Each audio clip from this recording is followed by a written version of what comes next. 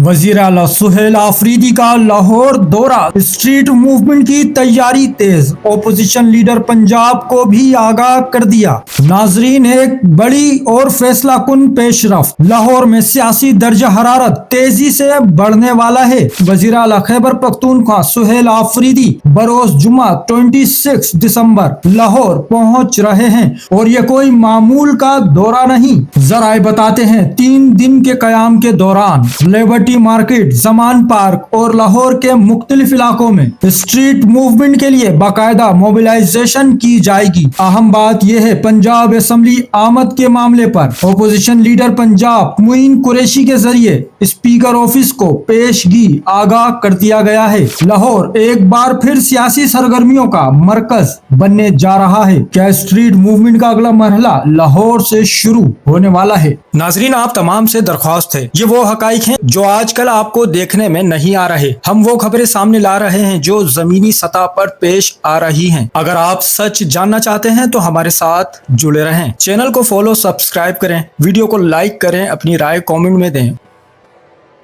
Channel को subscribe करें, follow करें, वीडियो को लाइक और शेयर करें। शुक्रिया।